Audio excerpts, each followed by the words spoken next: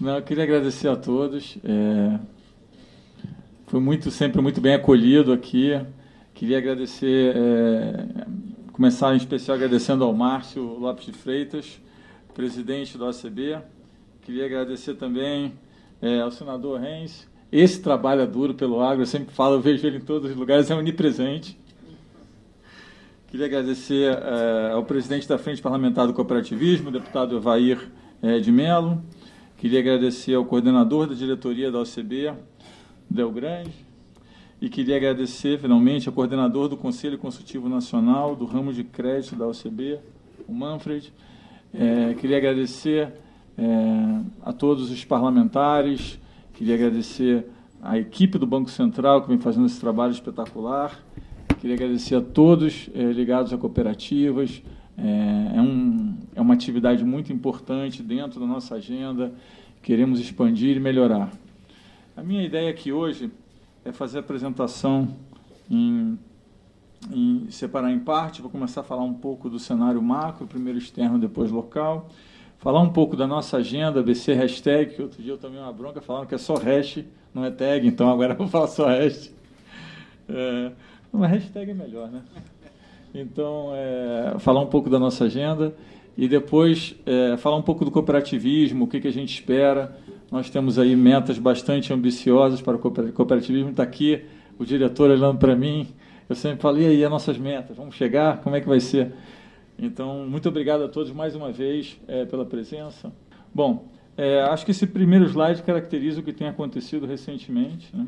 Então, a gente vê aí, basicamente, a expectativa de taxa de juros, tanto nos Estados Unidos, quanto na Inglaterra, quanto na Europa, que mostra que, realmente, o mundo, mais recentemente, começou a entender que a gente vai para uma trajetória de juros mais baixa. Então, a linha pontilhada, que é a última linha, já projeta queda de juros em quase todos os lugares. Obviamente, aqui a gente tem os Estados Unidos, o Reino Unido e a Europa, mas a gente também tem esse mesmo movimento acontecendo em vários outros países do mundo. Então, a pergunta sempre que fica é o que está acontecendo globalmente? Bom, aparentemente nós temos... agora sim. Tá. Nós estamos aí num processo de revisão para baixo de crescimento em vários países do mundo. Muito se fala sobre o efeito da guerra comercial, que começou, aparentemente, a ter um efeito maior nos países asiáticos em relação ao crescimento e que vem contaminando aí grande parte... Não, tá bom aqui, tá bom. Que vem contaminando aí grande parte do mundo. Bom, então aqui o crescimento mundial, novamente, a gente vê que o crescimento de 2019 vem sofrendo uma queda, essas são as estimativas mais recentes do crescimento mundial, e o crescimento de 2020 está ali parado em 3,3. Então, a gente basicamente saiu de um crescimento mundial de 3,7 para um crescimento mundial de 3,3. Então, isso explica muito o que está acontecendo no mundo mais recentemente.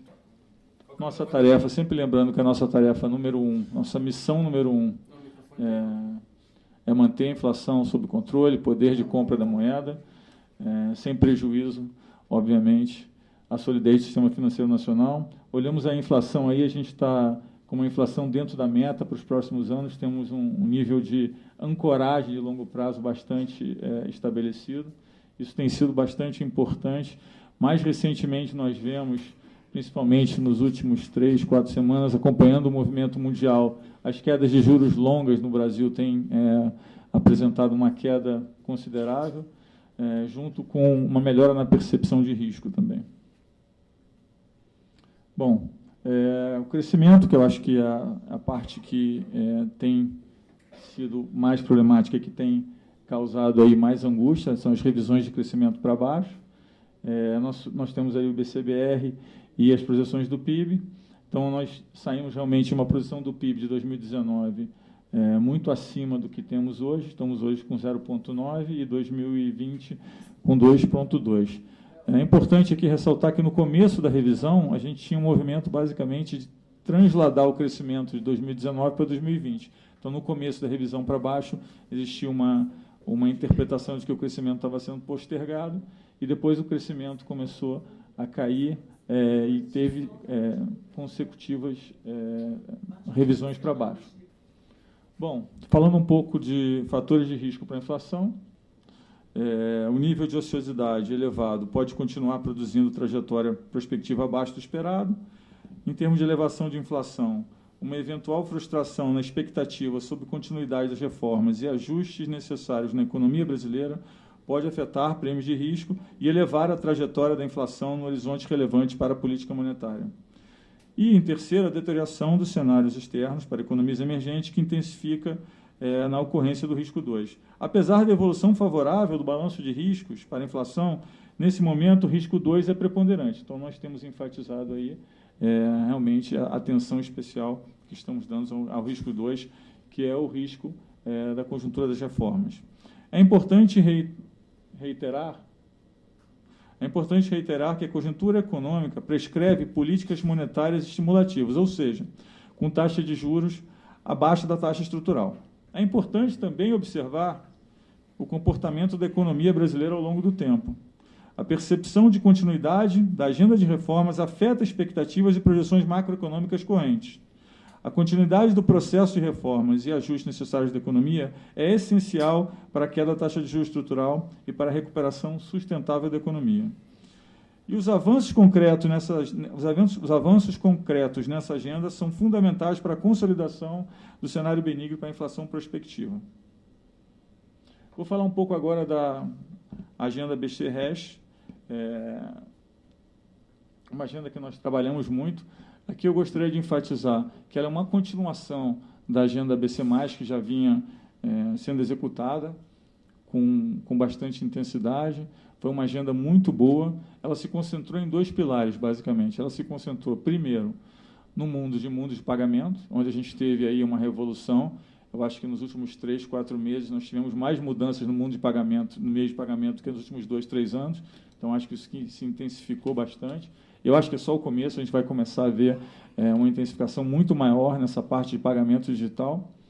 E a segunda parte foi a parte de crédito, de spread de crédito. E nessa parte a Selic caiu bastante, mas os spreads de crédito não caíram proporcionalmente. Então, existe uma frustração e uma angústia da sociedade de ter uns juros muito baixos, mas de ter um spread de crédito ainda muito alto.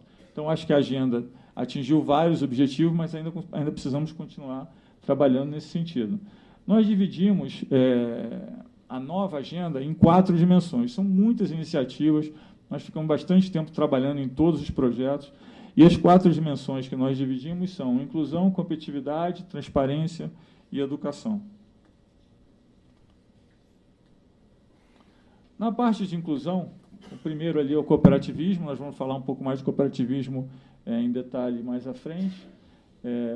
Mas aqui a ideia é como que eu consigo incluir, como nós conseguimos, como sociedade, incluir mais pessoas no mundo de crédito, no mundo da intermediação financeira.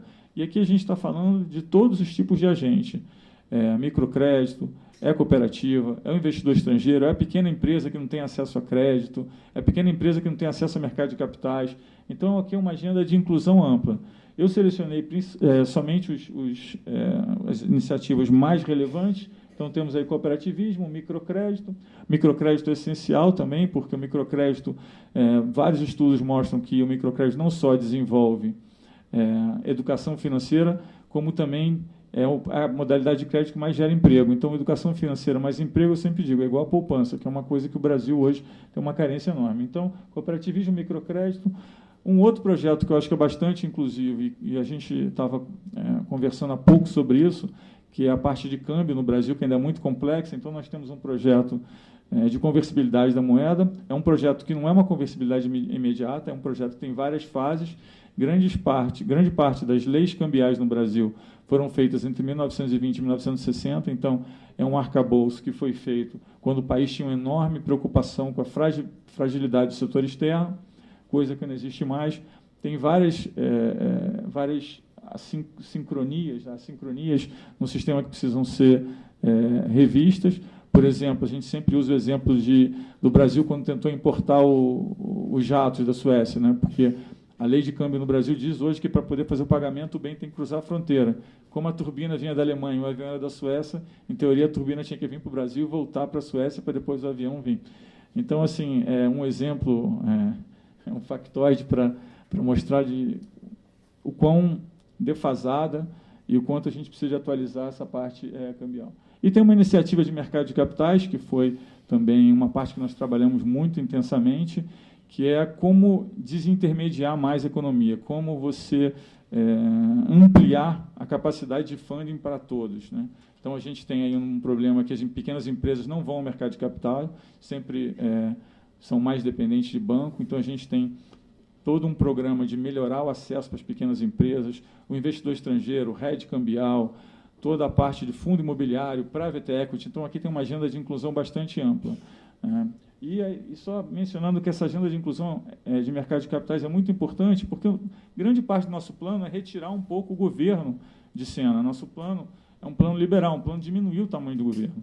Então, à medida que a gente diminui o tamanho do governo e a gente aumenta o tamanho do setor privado, a gente tem um multiplicador. E esse multiplicador é bastante alto. Então, cada 100 bilhões de dívida pública que você tira, você substitui por 150, 140 de dívida privada.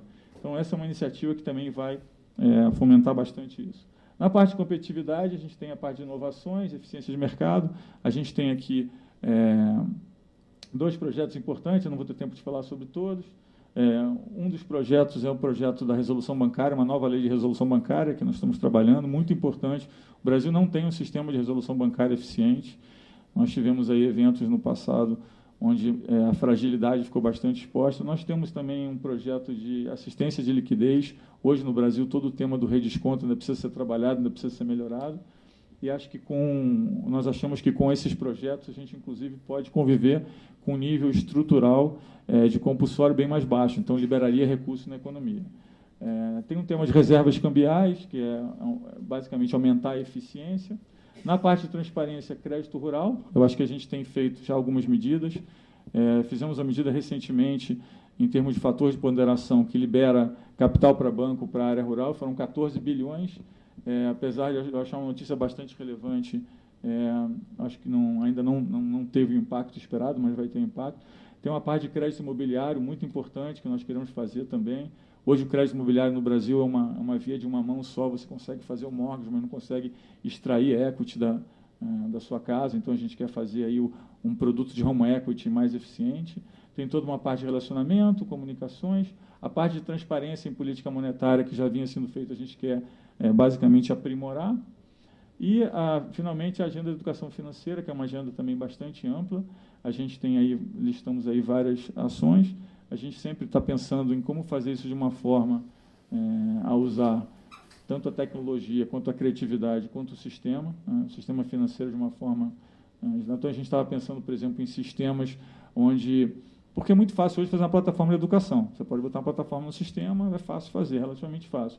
A questão é como que você incentiva as pessoas a terem exposição àquele material.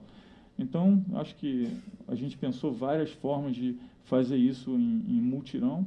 Uma das formas seria que a pessoa que fizesse o curso de educação financeira tivesse essa exposição, tivesse o seu risco de crédito melhorado, então ela teria um benefício de fazer o curso, porque ela melhoraria o risco de crédito. Por outro lado, também seria bom para as instituições financeiras, porque pessoas que têm mais educação financeira têm inadimplência mais baixa, então é um custo menor para o banco.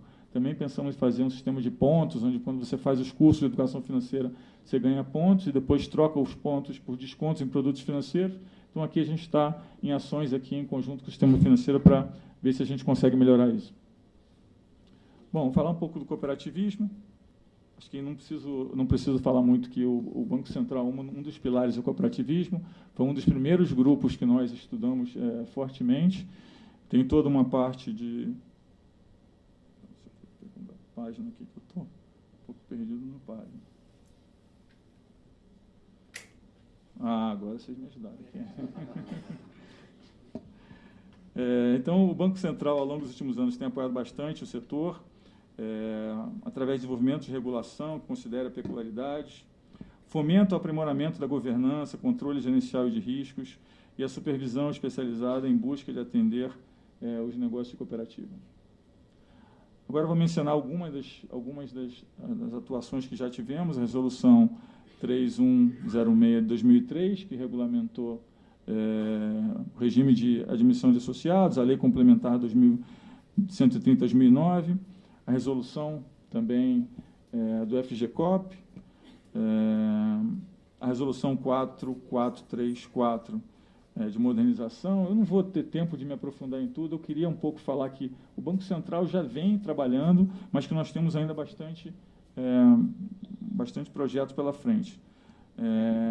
Interessante aí ver a evolução do cooperativismo, impressionante, né? A modalidade de crédito que mais subiu, em ativos, concedidos, depósitos. A gente tem aqui uma comparação de 2009 com 2019. Né? Então, mesmo durante as crises, na década anterior, o cooperativismo manteve-se firme aí na trajetória de crescimento.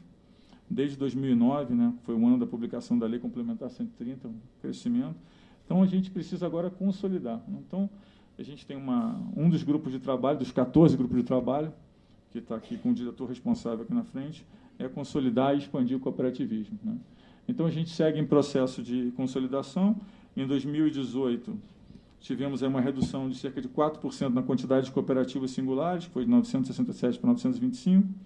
Desde 2014, as cooperativas foram repensadas, a gente teve aí um aprimoramento. A gente vê que as cooperativas hoje usam mais tecnologia, são mais organizadas, não deixam a desejar para cooperativas de outros sistemas em outros países mais avançados. Então, isso é um motivo de grande felicidade. E que, apesar dessa redução de número, a redução de número de cooperados, a redução do número de cooperativas, o número de cooperados ultrapassou 10 milhões, né, entre pessoas físicas e jurídicas. Hoje, em termos de postos de atendimento, superam 5.400, estão presentes em aproximadamente 2.500 cidades, e esse movimento está diretamente ligado ao modelo de negócio das cooperativas, focado na proximidade com os associados. E ocorre ainda pela presença massiva no interior do país. Né? Então, aqui é importante, porque um dos problemas de crédito que nós temos no Brasil hoje, por isso que o spread é alto, ele é dividido em duas partes. Né? Um problema de informação assimétrica, que é você não sabe para quem você está dando crédito, não existe um sistema de informação ainda muito eficiente. A cooperativa elimina isso, porque você está mais perto da pessoa que você está dando crédito. E o outro problema, que é o problema ex-post, é o problema de recuperar garantias, que também a cooperativa tem uma vantagem cooperativa, porque você conhece o cooperativado, sabe a garantia, sabe onde está o bem.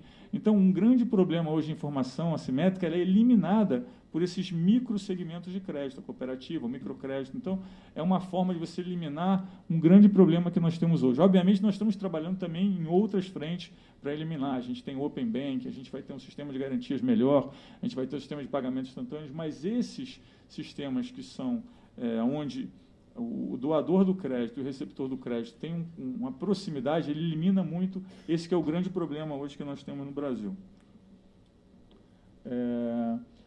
E o tema importante que é um modelo que tem uma presença muito grande no interior. O segmento continua aumentando a sua representatividade no sistema financeiro nacional, com um crescimento bem maior que os demais segmentos. Né? Então, aqui, de novo, uma grande felicidade de ver esse gráfico. A gente ainda tem objetivos bastante ambiciosos, mas assim, acho que o que foi feito com o trabalho de vocês foi impressionante, obviamente. Estamos muito contentes com isso. E, de novo, fundamental para a inclusão financeira. Né? Então, temos aí um papel super importante no efeito multiplicador de poupança, no efeito inclusão, no efeito educação financeira. Tem vários trabalhos que mostram que quando um agente agrícola, por exemplo, entra na cooperativa, ele começa a aprender a administrar melhor os insumos, ele fica mais eficiente. Então, tem uma agenda de produtividade que está ligado junto a isso. Então, de novo, esses microcosmos, não sei se eu posso chamar a cooperativa de um microcosmo, porque já é um macro, já é enorme, mas assim, essa proximidade com o produtor, com o tomador de crédito, gera esse aumento de eficiência e produtividade que nós precisamos. Contribui também para o aumento da competitividade, que é um tema importante, né? Tanto na parte rural quanto em outras modalidades. A gente estava recentemente discutindo aqui com o nosso presidente Márcio, que as cooperativas nasceram do rural, mas hoje elas têm um espectro muito mais ambicioso, muito mais amplo. A gente precisa ainda trabalhar, a gente precisa receber de vocês os inputs do que o Banco Central precisa fazer para melhorar mais ainda a penetração em outras áreas. Então, assim, acho que tem sido um movimento bastante intenso. É uma rua de duas mãos, nós precisamos trabalhar junto. O Banco Central precisa entender quais são os novos negócios que as cooperativas querem fazer e como que nós podemos ajudar nesse caminho. Né? Então, acho que é importante isso. Cooperativismo como parceiro, acho que é fundamental na parte de fomento de atividades, na parte de governança, já discutimos aí toda essa parte bastante importante. E eu queria falar um pouco do que está para vir pela frente, né? Então, uma lista aí do que nós queremos fazer. Então, vamos começar aqui com a permissão de empréstimos sindicalizados, incentivo ao depósito interfinanceiro cooperativo, o desenvolvimento de novos produtos de captação de poupança, que nós já iniciamos, parece que já está tendo um efeito positivo, o fomento do uso de recursos de fundos constitucionais, a definição de política para áreas de atuação do sistema organizados, a modernização do conceito da área de admissão, a realização de assembleias também por meios digitais e votação eletrônica, possibilidade de as centrais e as confederações exercerem intervenção, aprimoramento da governança e ampliação da atuação do FGCOP. Então, são iniciativas que nós estamos tomando. E os desafios, né? Quais são os desafios? Né? Os desafios é aumentar a participação do crédito, né? Tomados pelos cooperados. Atualmente, em 24, nós projetamos um aumento para 40%. E o aumento na participação de cooperativas de crédito do Sistema Financeiro Nacional de 8 para 20. Né? O nosso presidente falou em 2 dígitos, nós estamos 2 dígitos avançando um pouco mais. Então, aqui, o Paulo sempre...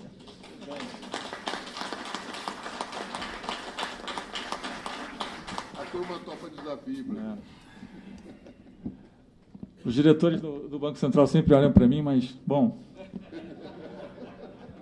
vamos lá, né?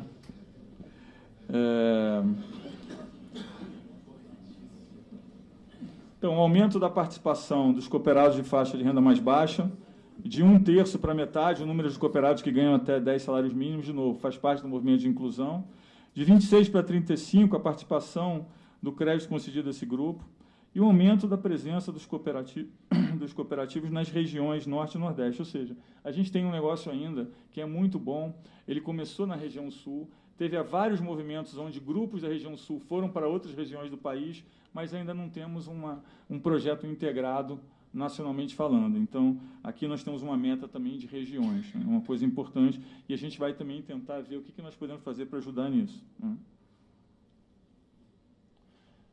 Nosso primeiro passo será uma proposta de aprimoramento da Lei Complementar 130, e juntos, no melhor espírito cooperativista, acreditamos ter sucesso nessa empreitada já ao longo do segundo semestre.